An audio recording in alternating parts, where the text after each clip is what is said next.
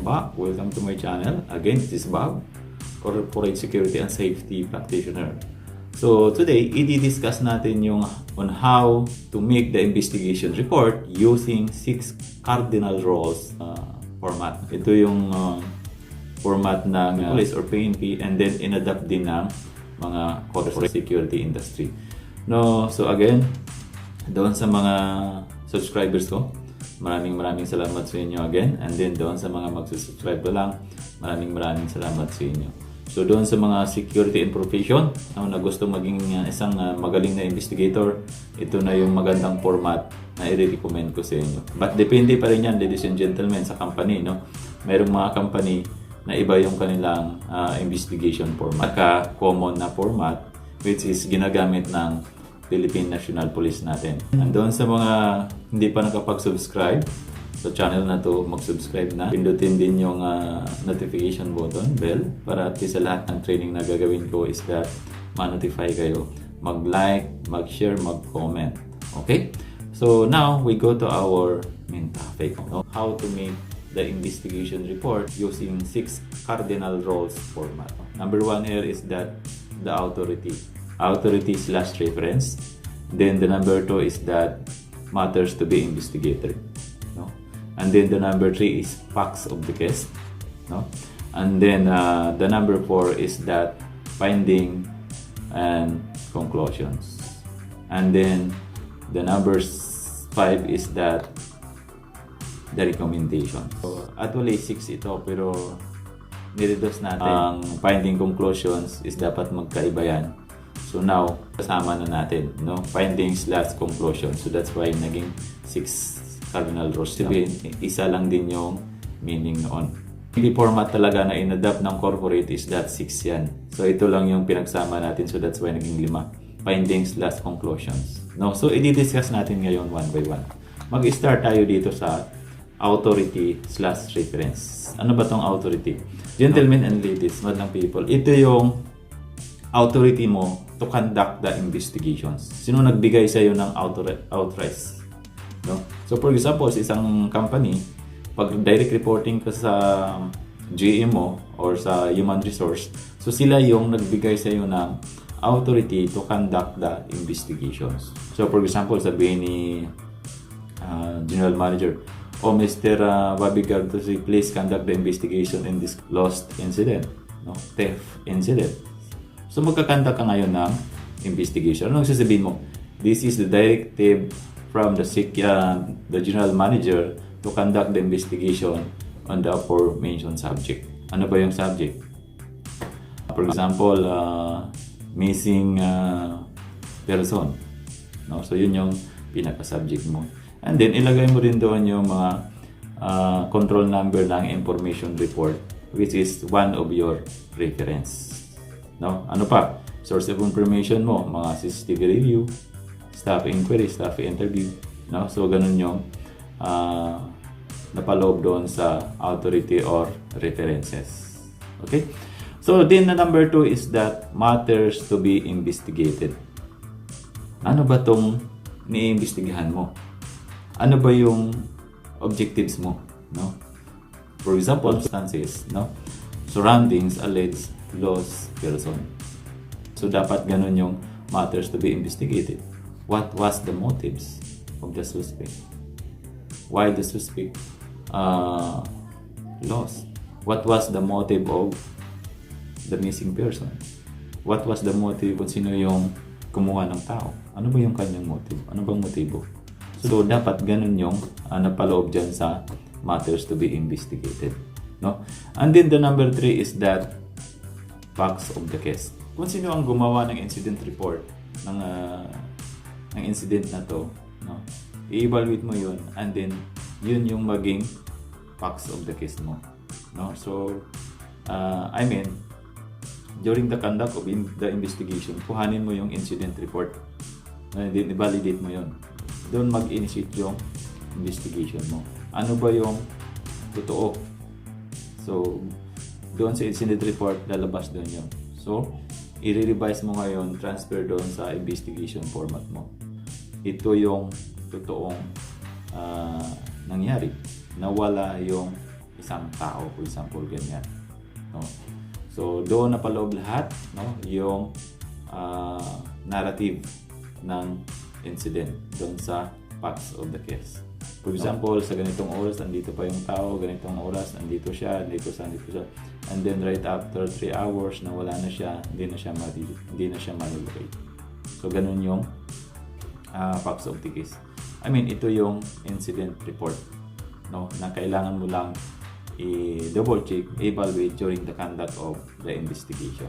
So that's the number 3. And the number 4 is that the findings, and then last number 6 conclusions. Ano ba yung findings? Ito yung mga source of informations mo o mga evidence mo, no, para to pin down the suspect or the principal suspect. Ano ba itong mga source of information mo? Staff interview, no, dito mo papaloob din sa facts of the case, and then CCTV review, no, and then records, logbook, lahat ng mga evidences na i-gathered mo during the conduct of investigation to pin down the principal suspect. But of course, kailangan mong i-evaluate din yun. Bago may isulat yan, i-evaluate mo muna kung totoo yung mga sinasabi. Validate mo rin yung CCTV review.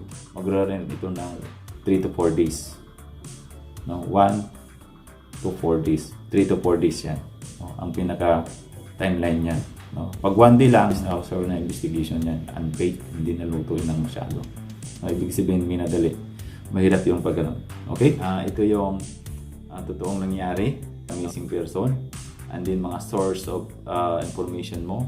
Dito mo papaloob yung interview, CCTV review, logbook, no, staff interview, lahat, no, dito mo na ikukulik sa facts of the case, no. Pagdating dito sa finding conclusion number 5 and 6, ito na yung result ng facts of the case mo. Ano bang na-establish mo doon sa facts of the case mo?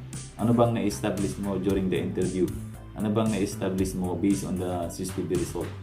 Ano bang na-establish mo during sa analyzation na facts of the case? Yun yung laman ng findings and conclusion. So, for example, the investigation established that blank, blank, blank, blank, no? The missing person taken by blank, blank, blank, blank. So, ganyan yung findings and conclusions.